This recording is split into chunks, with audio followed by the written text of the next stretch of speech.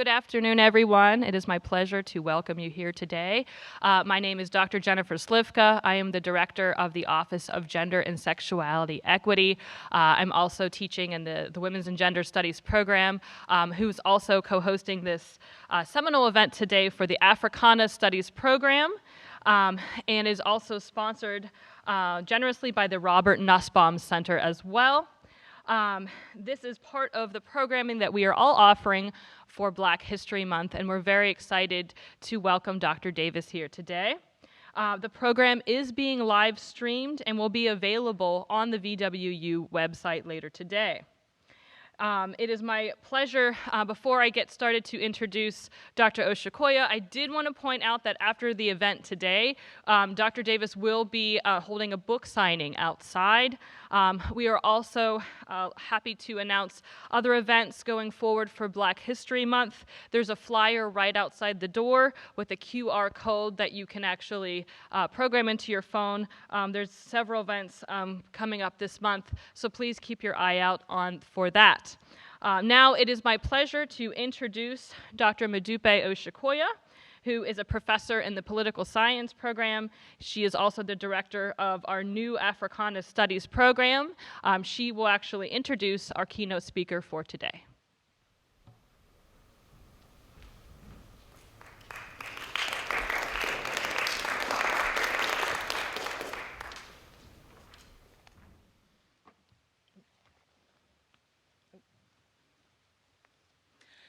Good afternoon.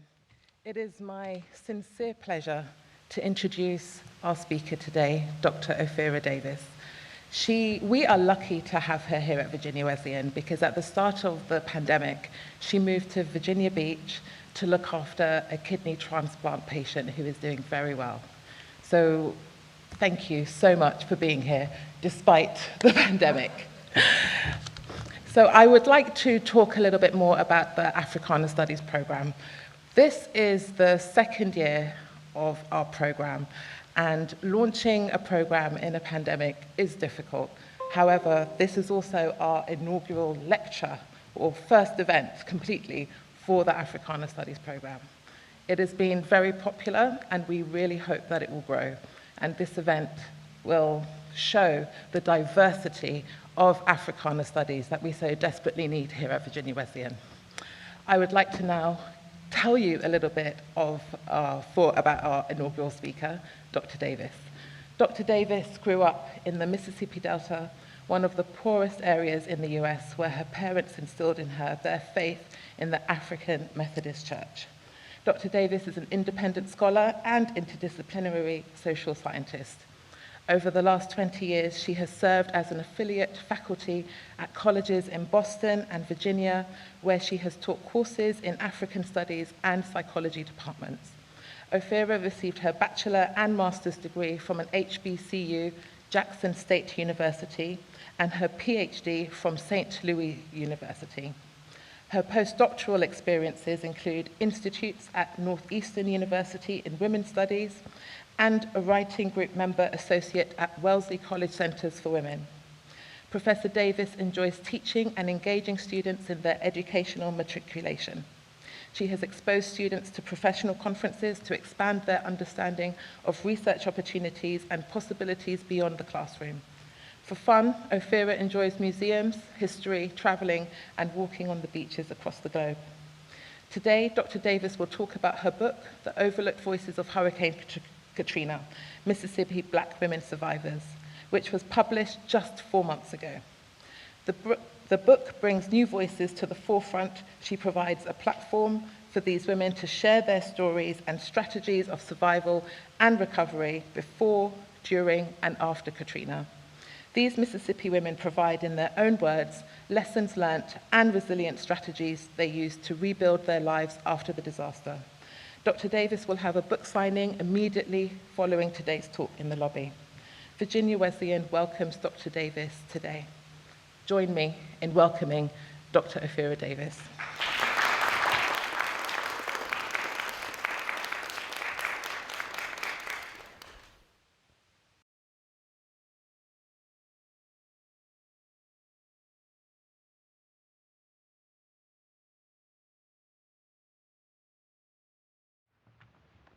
Well, hello, everyone.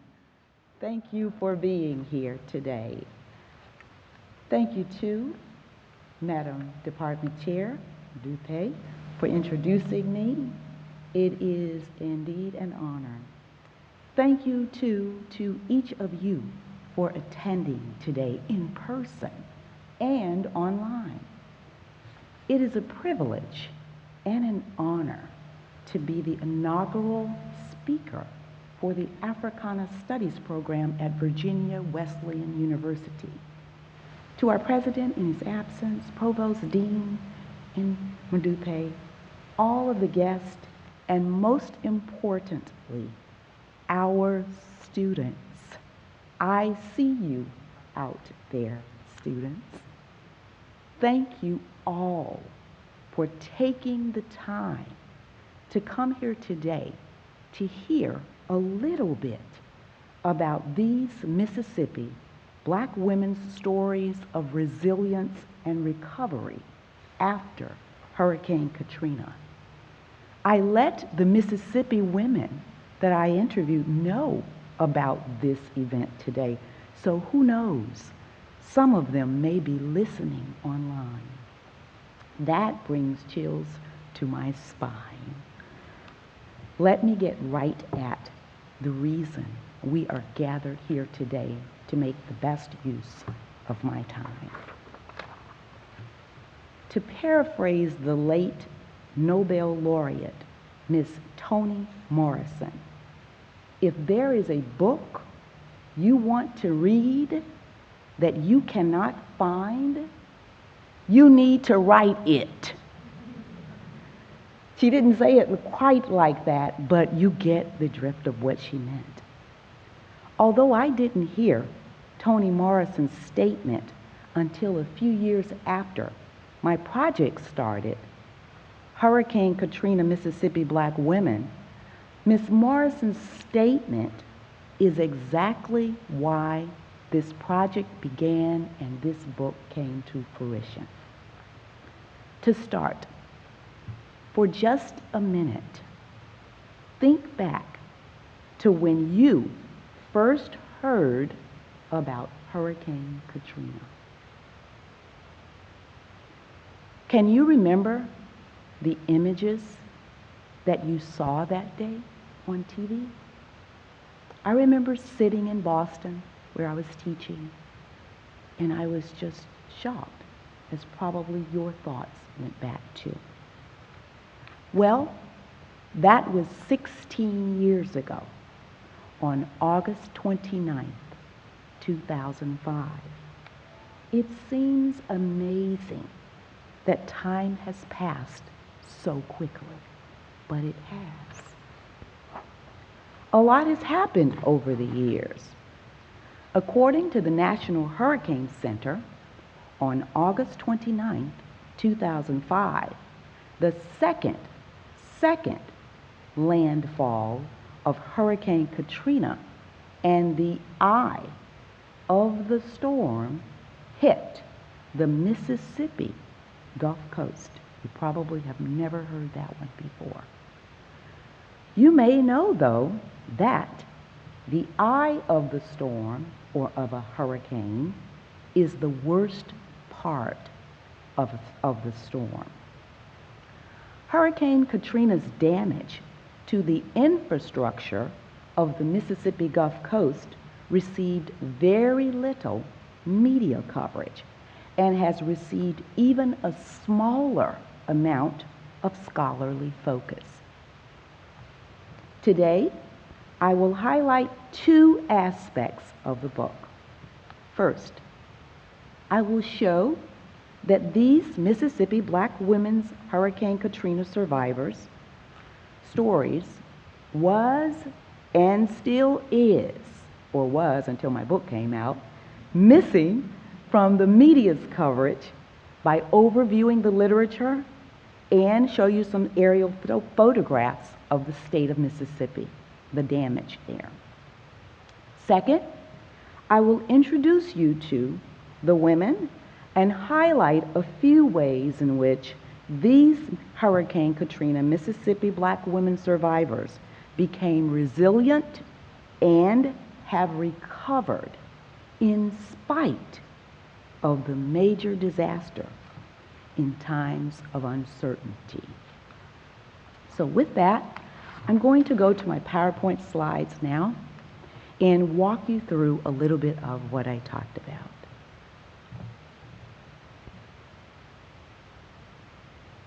I moved my slide down one.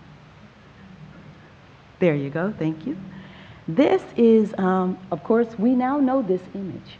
Most people didn't know what a hurricane really looked like until Katrina. But now, whenever we see something that looks like that, it is the perfect hurricane, as bad as that may sound. The eye of the storm is in the center, and from that, you get a monstrous storm like Katrina and even Ida that we did witness a little bit this year was something like this. So this is Katrina sitting in the Mississippi Gulf Coast area off the Atlantic Ocean. The storm was 200 miles wide. That is as wide as from here to Richmond. That's how big the storm was. The impact of the storm was unbelievable. You can read more about the details of that in the book. But this storm, the second landfall, as I mentioned in my intro, was in the state of Mississippi. A huge storm like this coming right at the land. Next slide. This, again, is the Gulf of Mexico. And that, I just showed you the big Katrina, how big it was, but the real little red mark, maybe I can use this clicker. Oops, now it's going somewhere I don't want it to go. So I'll use the manual and go back. I want to go back. Oh, thank you. We're doing this thing now 2 ways. We had to figure out how to make it work. So we have a clicker, we have a person who's helping me out so much in the control room, and then I'm trying to figure out what I'm doing up here too. So we're going to make it work. So now here's a small version of Katrina in the red circle there, image of a hurricane, moving directly, that second hit, moving directly toward Mississippi. I'm going to go to the next slide.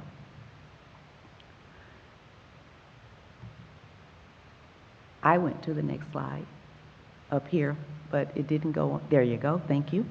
So these are the shots of the places where, in spaces, where the women in my study live. And I want to click, so I use this button and come here. Oh, I'm not moving, but it's moving. I'm not sure why. Okay, here we go. I would like to just show this slide for a minute. So this one area is Hancock County. There are 3 counties on the Mississippi Gulf Coast: Hancock, Harrison, and Jackson. These are the counties where the women in my book live. They live primarily in Pass Christian, they live in Biloxi, and they live in this area here, Biloxi and Gulfport. So this slide, this area over here, is the complete map of Mississippi. And as you can see, here's Hancock, Harrison, and Jackson counties. Next slide. This is aerial damage. I wanted to show you some pictures so you won't just remember those images you saw that I asked you to think back to, but I want to show you some pictures of real damage from Katrina in Mississippi. Next slide. This is a hotel. Casino.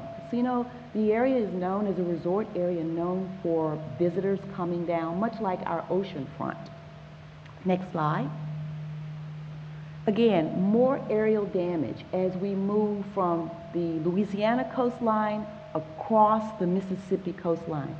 All the images that you see happen in the city and states that I just showed you, and this is where the women in my study live. This is aerial damage of men trying to clean up neighborhoods after neighborhoods in those 3 counties that I just showed you. Next slide. Infrastructure. The entire infrastructure of all 3 of the counties were demolished. So churches, all of the things that we would do. Colleges, one college was wiped out. This is the business district in the state of Gulfport, or in the city of Gulfport. Everything was damaged. This is a casino, and we're going to have to go back to this. I'm not sure why it's moving so fast, so we may have to go back to the slides. I'm not sure what's going on, but we're doing it. We're doing what we need to do. So can you go to the next slide? Okay, here. I want to show you something. This is a casino that sits on the waterworks of the Gulf of Mexico. This is an area that's missing. You can see the blue top here. Katrina moved a casino, one part of a casino, from this section to there. And that's the interstate. So imagine being in a casino, a big, huge casino boat. A part of it breaks off, and this storm is powerful enough to move a part of a casino. It could move this building. It was that wide and that bad. So let's go to the next slide. And then we get to other types of infrastructure. There was no place to eat. There were no restaurants. You think we're living in a pandemic and we can't go to the restaurants, or we couldn't go to the restaurants. There were none. They were wiped out. Everything that was there. Imagine our ocean front. Nothing there. These were mansions. You can go to that slide, that's fine. These were mansions that were lined along the Mississippi Gulf Coast, old colonial mansions that had been there since the 1800s. And there were thousands of them. Imagine the hotels that line our ocean front. Well, on the other side of those hotels were nothing but mansions. There were no hotels. They were all huge mansions. And the people who owned these mansions, one of them was a United States senator. You may remember his name if you're over 40. Maybe some of you young people will remember him too. He was Mississippi Senator Trent Lott. I don't know if any of you know that name, but he owned one of these mansions as well that had been in his family for generations. Even U.S. Senator Trent Lott from Mississippi, who owned a mansion on the Gulf Coast, had trouble with the insurance company getting a reimbursement. So imagine what people like the women in my study and others experienced after Katrina. But there were beautiful mansions like these that we all enjoyed looking at. But then some people say that that was one good part of Katrina, that all those old Victorian mansions were now no longer in existence, and rarely any of them look like that for the few that have been restored. Next slide. Okay, so I was talking about infrastructure that was damaged during Katrina. Major bridges. Again, it's a huge water area, just like our area that we live in. And bridges are the lifeline to the life that people live when you live around a lot of water. And for over 3 weeks, there was no traveling from city to city because the bridges were out, because Katrina moved a casino, so it just wiped out all the bridges as well. So I wanted to give you an aerial of what happened in Mississippi, because one of the points I wanted to make today is that the media still has not talked about the real damage in Mississippi. And you know, I was just talking to a couple of folk before we started about this area of the Gulf Coast, and we were talking about New Orleans. New Orleans is a huge city. How many of you have been to New Orleans? Most people have. And it's a big city. We love New Orleans, and New Orleans always has something fun and interesting for us to do. But you know, there are surrounding areas, there are surrounding states around Louisiana and New Orleans. And Mississippi is only 45 minutes from New Orleans. So when we saw New Orleans get flooded and heard and learned, as you just did, that the second eye of the storm hit Mississippi, one place was flooded, and the other place's infrastructure was completely destroyed. So New Orleans is going to get the limelight because we've all been there, we want to go there, and it's a great place.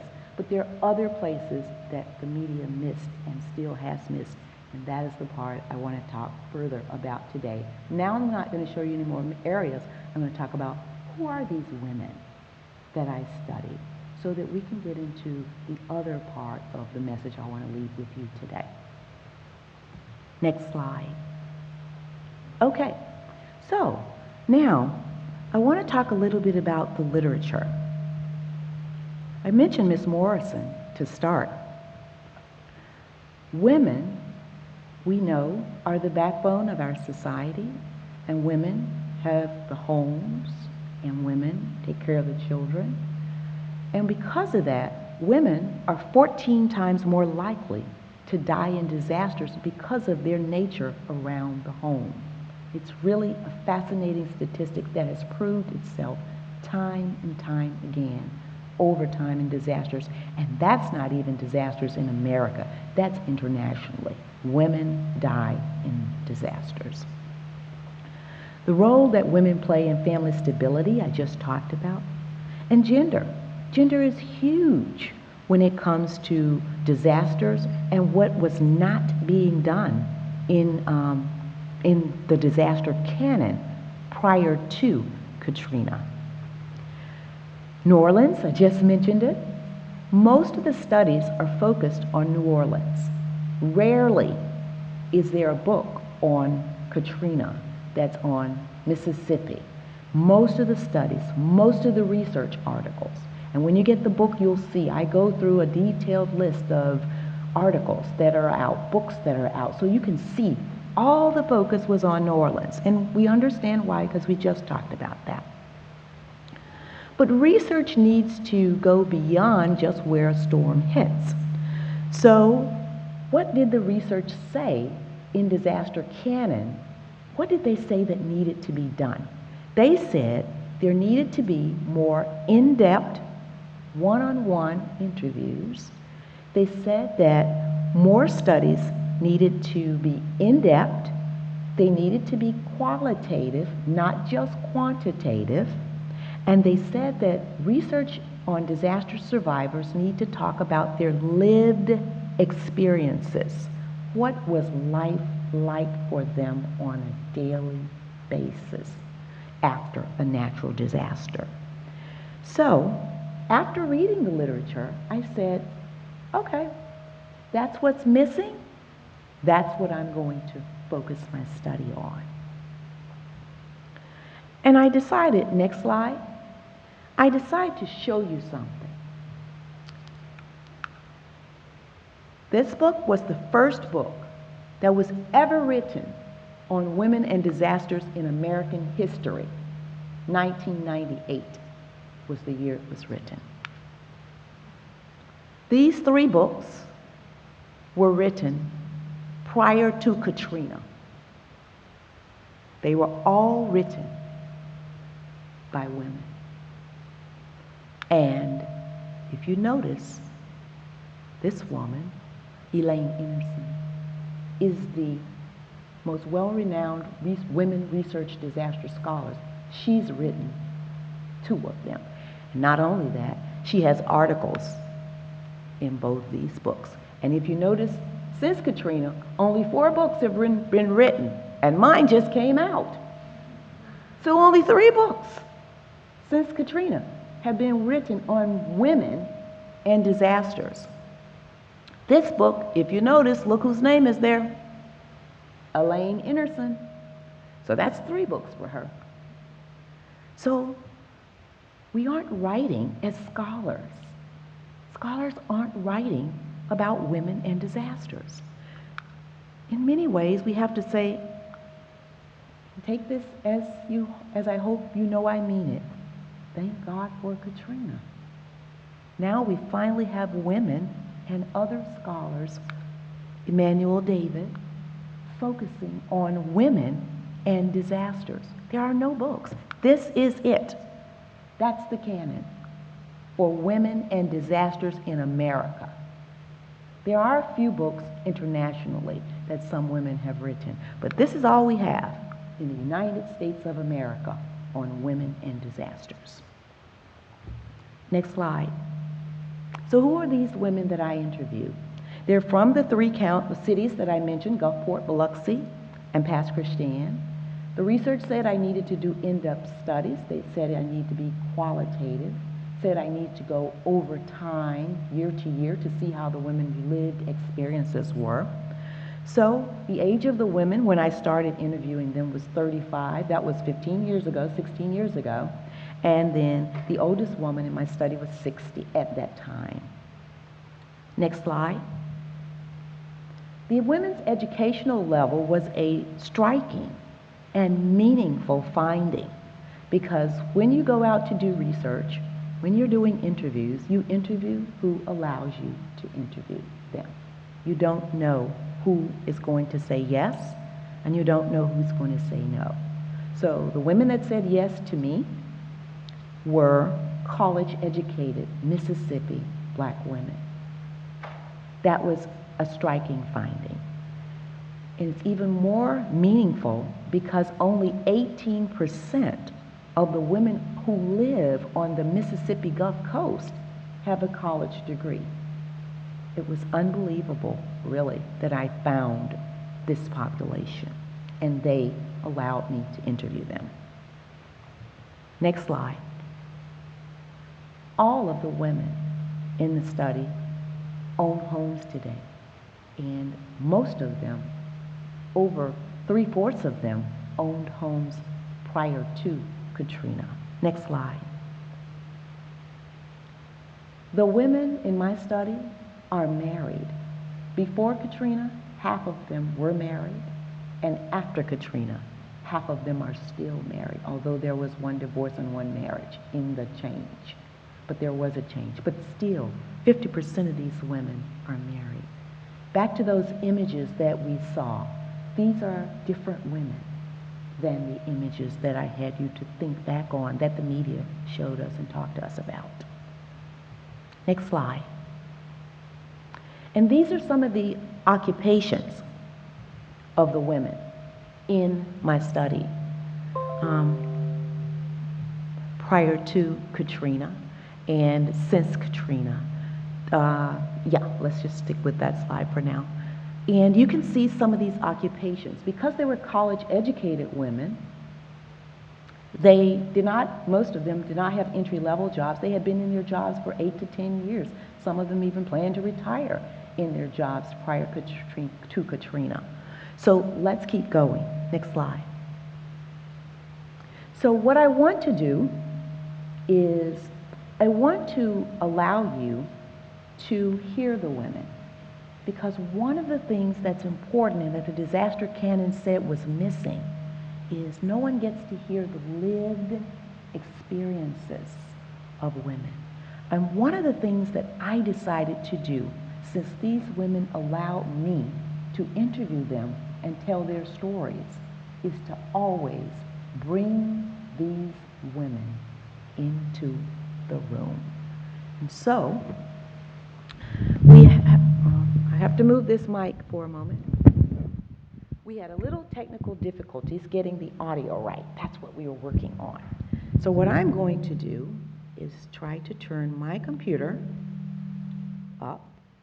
Yep, it is up. And I am going to go to the slide on Biloxi. I don't know why the slide, I need the slide for the Biloxi. Yep, that one. And I am going to bring this file open on my computer, and I'm going to put the mic to my computer to try to help let you hear them, because we couldn't get the sound right up from up top, okay? So that's what we're doing. We're working together. I am in a job now where I feel like that maybe it's like a calling, because I can really go into the lives of different families and help change them as far as preserving their family. Because right now I'm a family preservation counselor, so I go in and help, and I see this is kind of like a calling because I get to help so many people. I'm able to probably change their life and help them. I think that has been very rewarding since the hurricane. So this woman lost her job, as you can see. She lost her home. She was married. She had a daughter. And her daughter made fun of her after the hurricane. And she said, well, at least, Mom, you got a new house out of the hurricane. She chuckled with me on another audio clip about that. And this is just about the job change for her. So let me go to the next slide, and that would be Gulfport. Thank you. Trying to get my computer there too. Okay.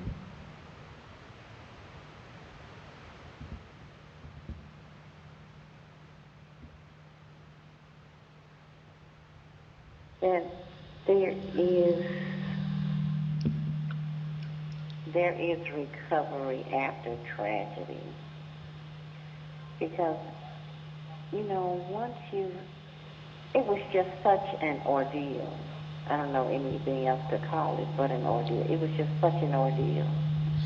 And when you're in it, the first thing you think of is, how am I going to get out of this? And there's just been so much help that has come to the area, to the region, that, you're just so thankful. And I would like anybody to know that their assistance, their help has been just so appreciated. I would hate to see this happen to anybody else, but I'm just so grateful that people cared enough to come, to help, to send things, just to do whatever they could or whatever they felt was making a difference. And I'm going to let you hear one more excerpt from the women.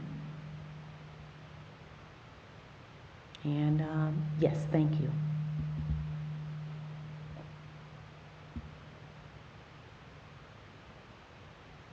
Because I work in human resources, but I changed industries after that point.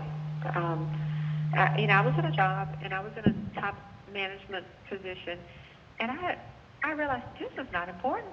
This is not important if I don't have a life, if I don't have family. And when I had the opportunity to go back to that job or move to another location, I told them, I can't. I can't do that. And they're like, well, what are you going to do? I don't know what I'm going to do.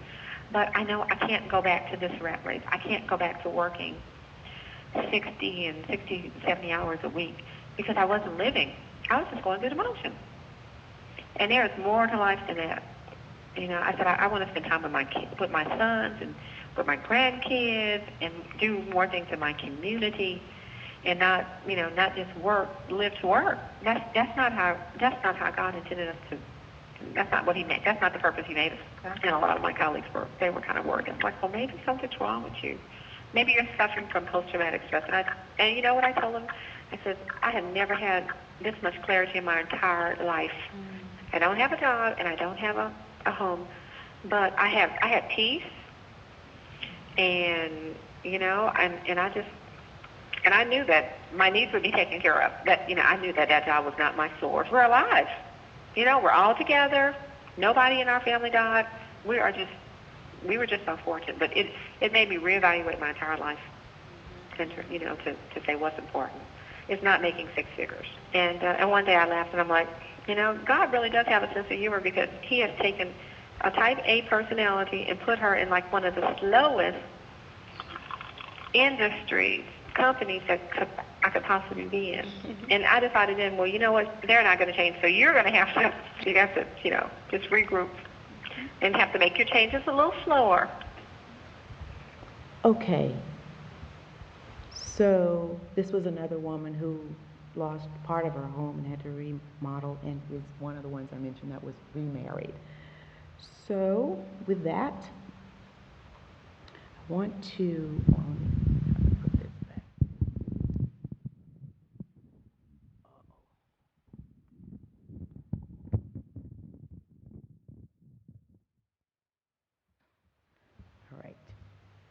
Can you go to the next slide? All right.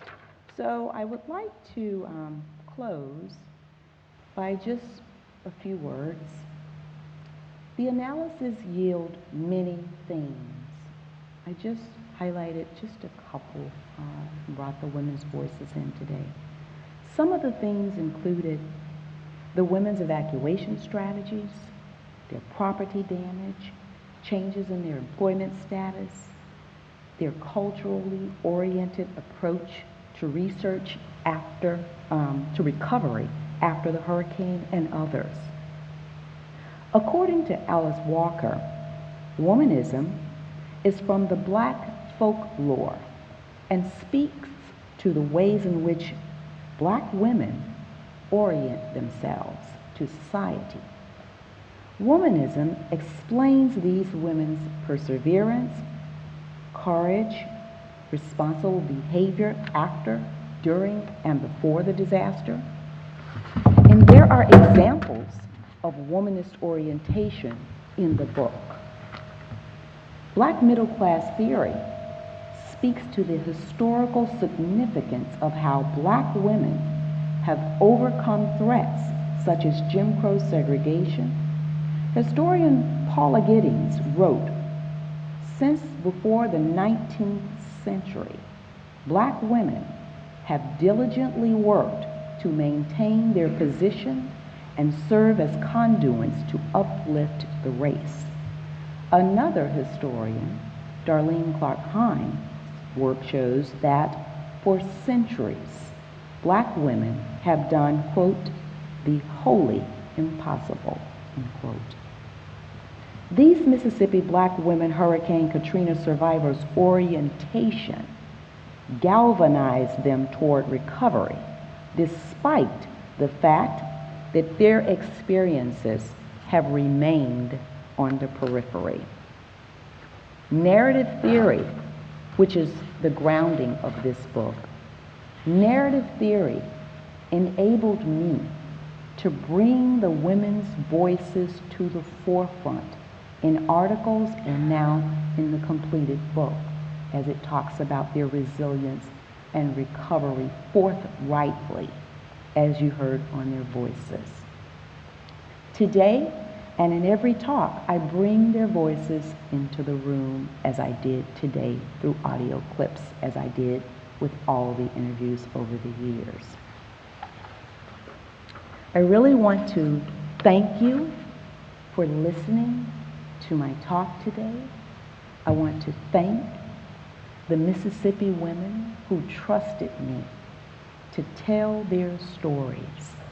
I assure you, the women are happy you are here and that you took the time to come online and in person to hear about their experiences of resilience and joy since and in spite of Hurricane Katrina. Now, go and tell someone about them.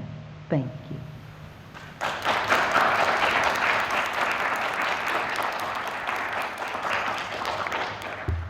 And are we taking questions now? Okay. So I am open to anyone who has the last slide says comments, feedback, questions, any other, all. Yes. This is really helpful. Thank you so much. I was going to say I'm not familiar with the disaster that happened, but apparently in an afternoon I could be. So thank you for highlighting that. You highlighted some of the good differences between men and women. And when I was listening, I was wondering, like, the big differences between people in Mississippi and Louisiana. But instead of that, black and white, you focus on Black women. Are there other things that are distinctive to their experiences post-Katrina that we wouldn't see necessarily from white women in Mississippi? You know, thank you first. The question was, my focus is Black women. Are there any differences, distinctions, characteristics, or anything of that nature that I might highlight from the disaster literature or maybe in my study? So the first thing I'll say is, all the books, well, better go back over here. the first thing I'll say is the books that I showed you, Heads Over Water, which was one of them, Elaine Anderson's book, those books are on majority white women. And there is a comment in one of the books by a disaster scholar, Alice Fothergill, out of the University of Vermont. And she says, and I quote her now, quote, "It is impossible, nearly impossible, to discern the voices of black women," end quote. That was what disaster research said in those first 4 books up to Katrina. And since Katrina, it is obvious that everyone knows that it is discernible. Black women's voices are discernible in natural disasters, and at least we have 3 books that said so before my book. And I'll say one other thing. My study, when I went down to interview women the very first year in 2005 after Katrina, I accepted interviews from anyone who would give me an interview. That means I have interviewed white women. And I have interviews, audio tapes of white women too. And guess what's coming later? Anyway, the question had to do with differences. After a natural disaster, one of the women said, or several of the women said, regardless of ethnicity, said, disaster has leveled the field. That was their language. When the disaster came, everyone was impacted by the disaster, regardless of social class, regardless of ethnicity, regardless of gender. Everyone was impacted. And so in the interviews that I did with both women of color and other women of different ethnic groups, everyone was saying the same thing. They were crying the first year. They lost houses, they lost jobs, and some of them lost families. So the language that they used around this notion of leveling the playing field, that came up a lot. Another thing I will say about the disaster canon prior to Katrina, which was what Anderson wrote a lot about, Alice Fothergill, and Betty Hearn, some of the books I just showed you on the screen when I showed the books. One of the things they said that was different was white women complained a lot during the disasters. And I found that unbelievable because I hadn't been a disaster researcher prior to Katrina. But when I was reading, their scripts of what they wrote up about the disaster, white women wanted everything to be fixed right away. I'm quoting their books now. This is not my book. And I remember reading that, just kind of I just was like reading what they said and listening to what the women that I interviewed said, and they were all trying to figure out how to make it work, how to figure out how to deal with what they were dealing with. So I have to tell you, I was just, that's one big difference that I can remember that I hadn't really thought about until you asked me that question. Because most of the people were trying to figure out how to make it work, and especially the women in my study that I focused on, they were trying to do the wholly impossible, as Darlene Clark Hines said, to figure out, okay, I'm in this thing, I got to figure out how to get out of this thing, I got to figure out how to make it work, and I'm going to make it work. And you will see some of these stories when you get the book. I know some of you in the room have already bought the book and read the book. So you will see some of the women were on the line, in the line, waiting for water. They started trying to help people in the line. So I didn't hear from black women, the women I interviewed, I didn't hear a lot of complaining. I did get crying. In the first year, there was a lot of crying by black and white women. Everybody almost cried. And you'll hear that. You'll read about that in the book because it was a tough time for them. I hope that answered your question. Yes, yes.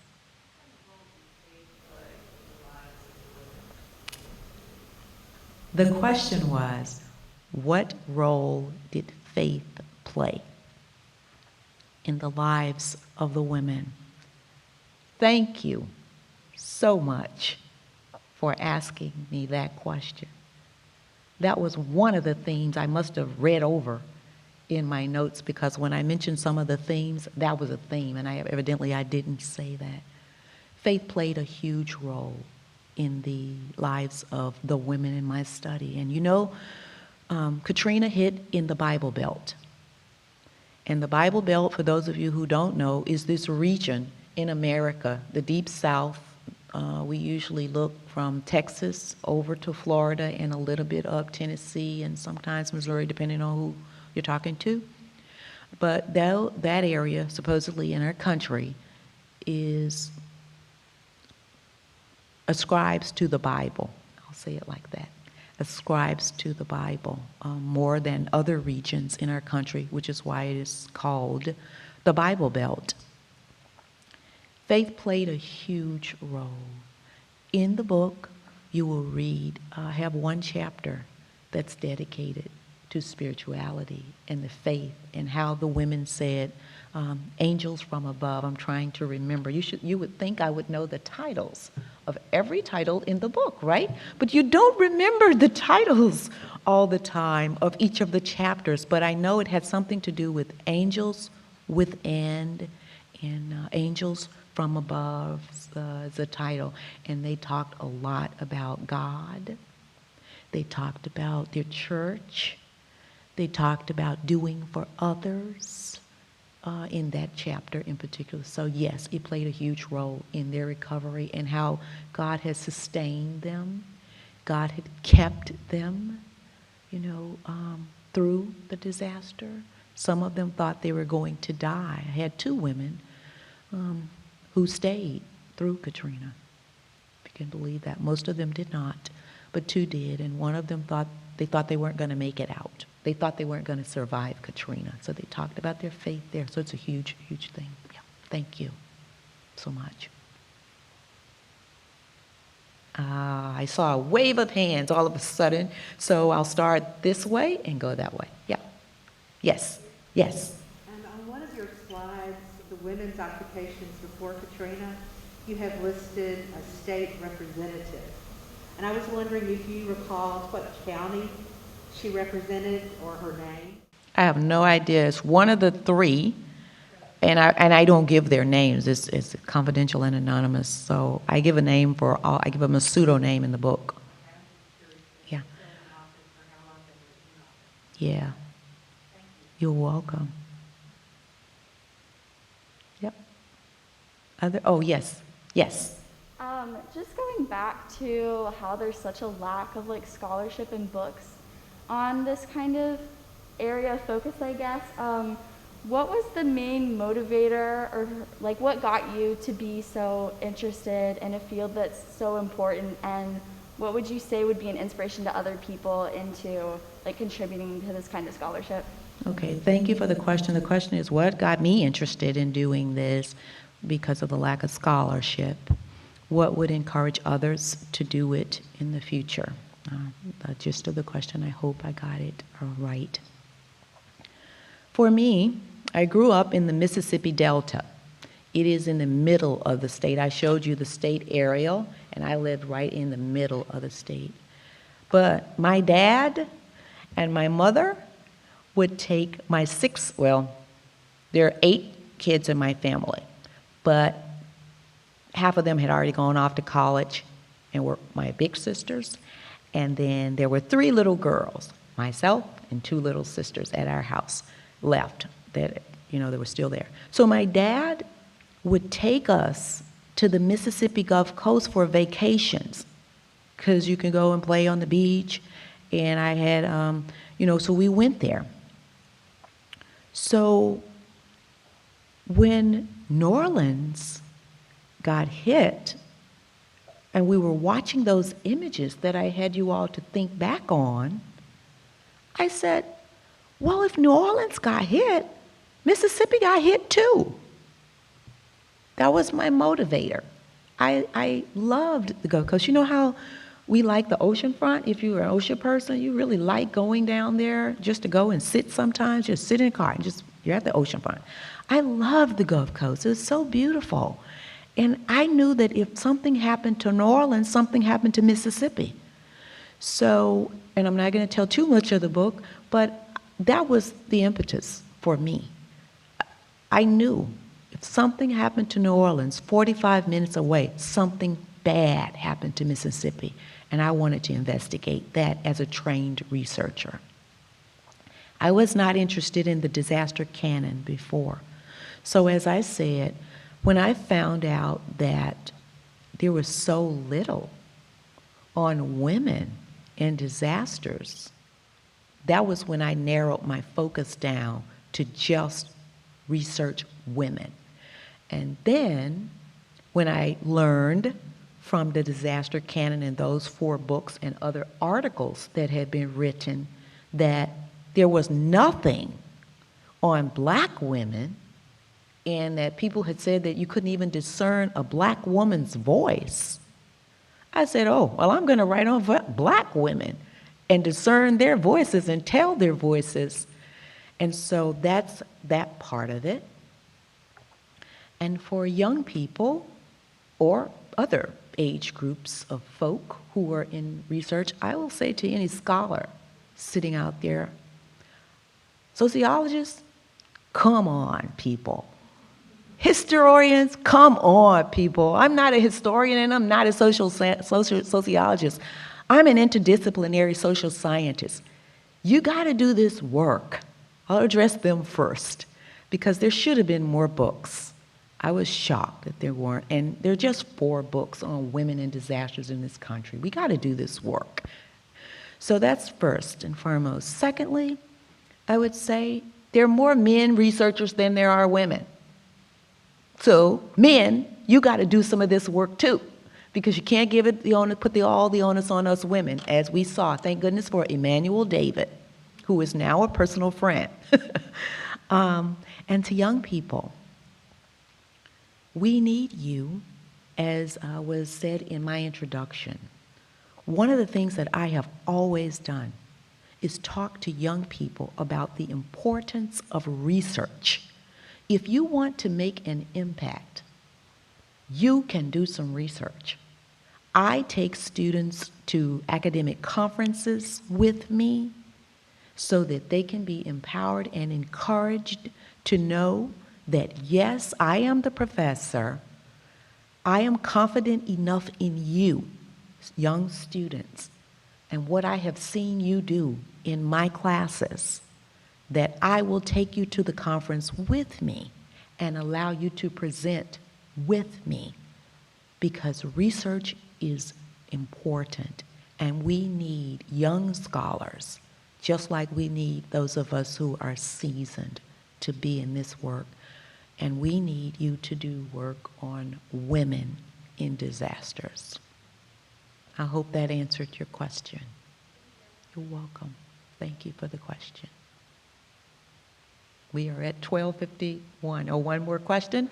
Thank you. We are at 12:57, so I can take one more question, or I just want to thank you, and I know the women thank you, and I thank the people who are online as well.